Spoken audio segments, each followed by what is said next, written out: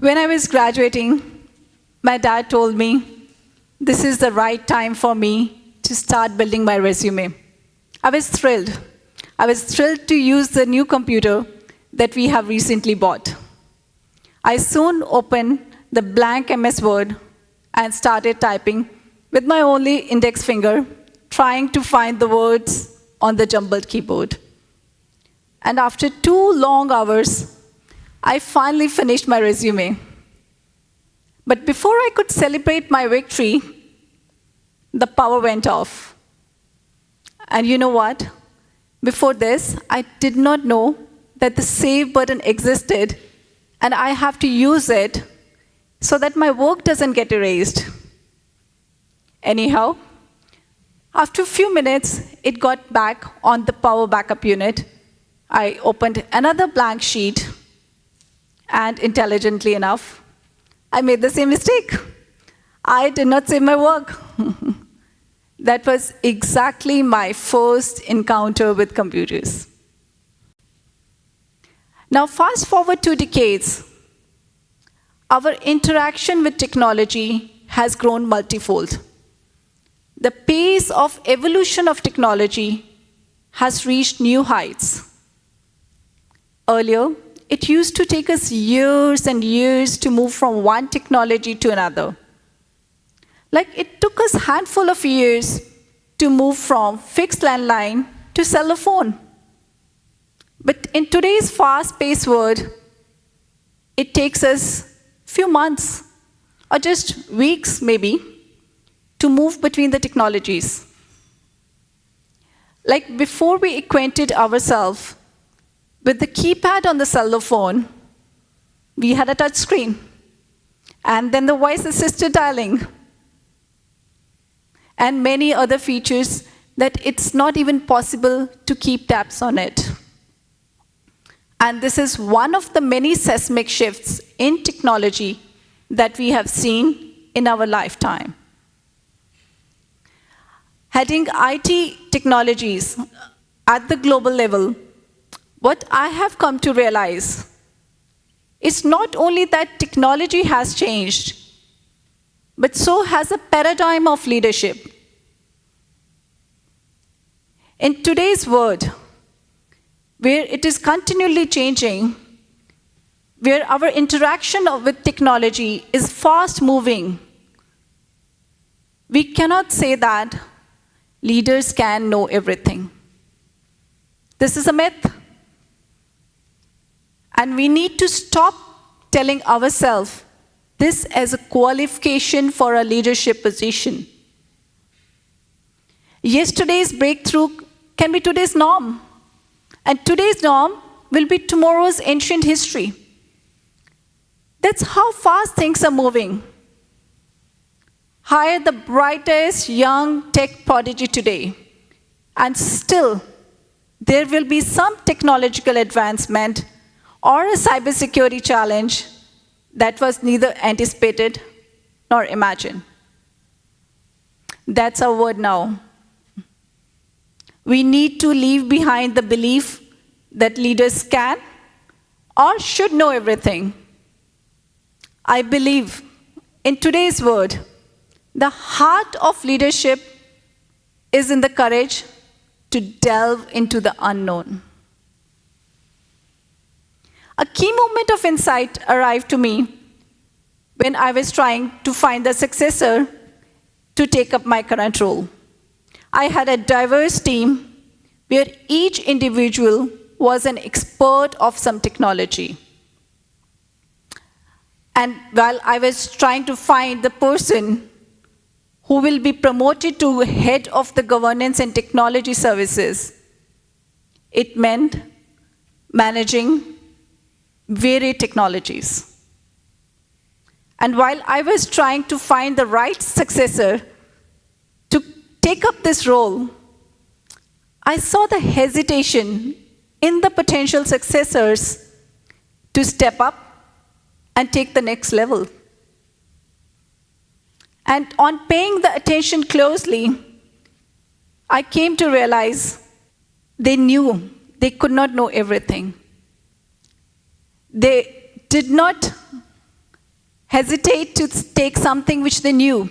They did not felt that they were incompetent, but they felt exposed with the unfamiliarity of the greater and the complex scope of issues that we stretched to new areas that they'll be tasked with managing. They knew that they could not know everything over there, but they did not want to admit and seem weak. This was a revelation. It showed me when we avoid admitting our weaknesses so that we do not look bad, we end up inhibiting our own growth.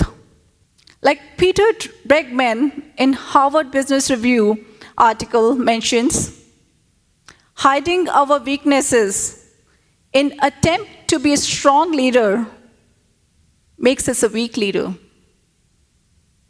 Our vulnerabilities makes us most vulnerable when we pretend that they do not exist.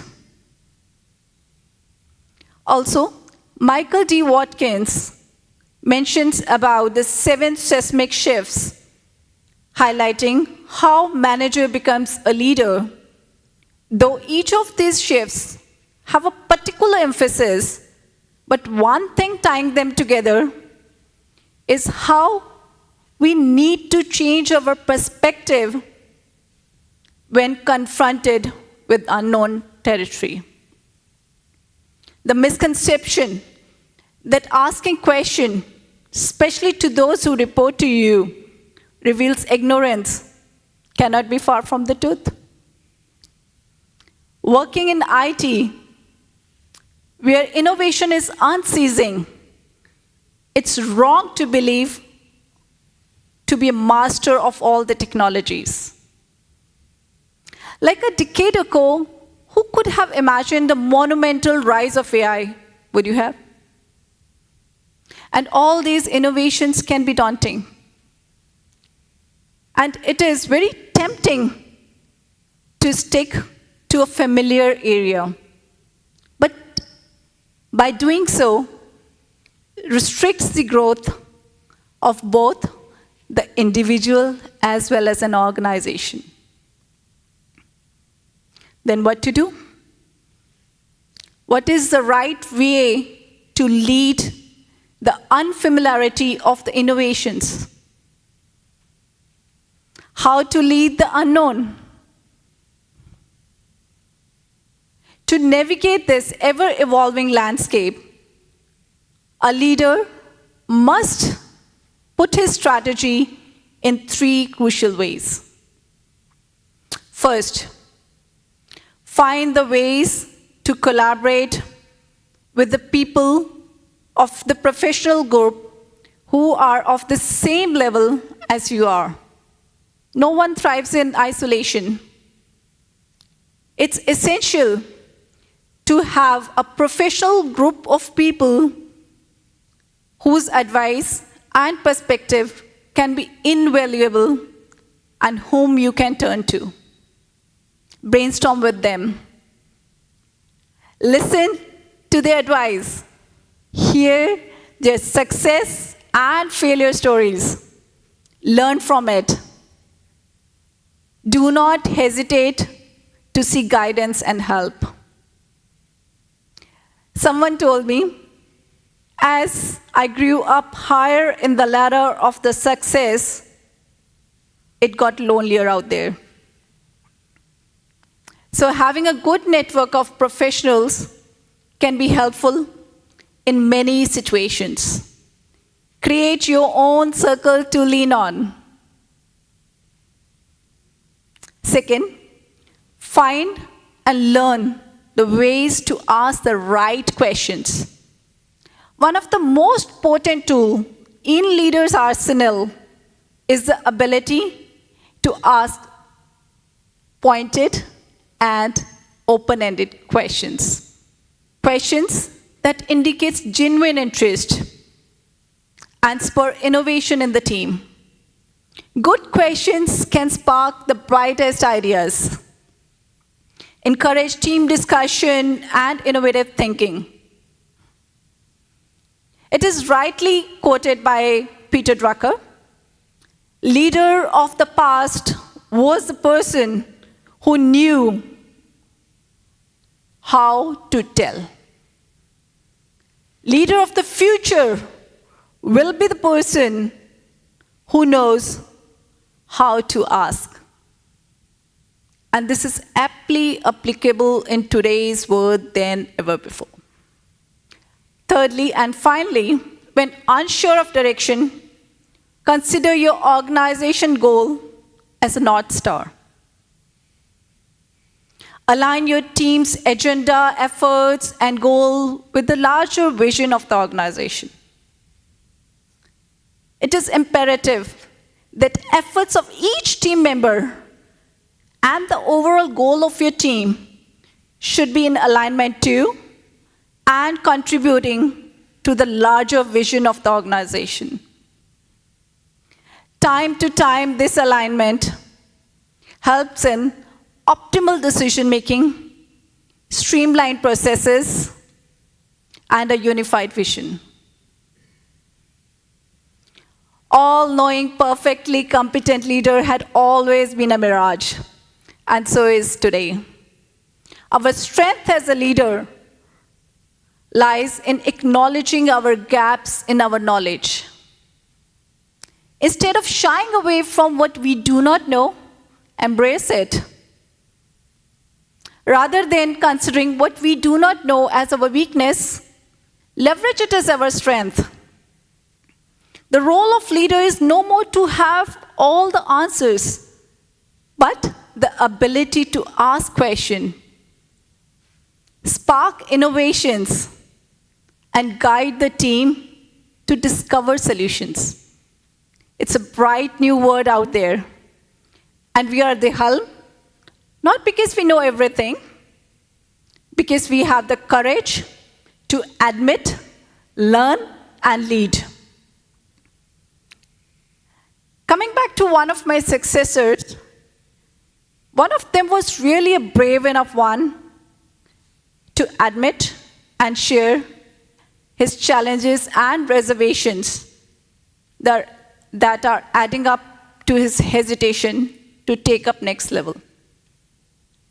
As he admitted his inhibitions and opened himself to learn and lead the unknown, he had a whole new perspective. By putting this in practice, he was better equipped to handle and lead the new and evolving areas. His change in attitude opened up altogether new horizons of growth for him. It's been a year. He's just not successfully managing what was assigned to him earlier, but has expanded his span to new areas of innovation and improvement.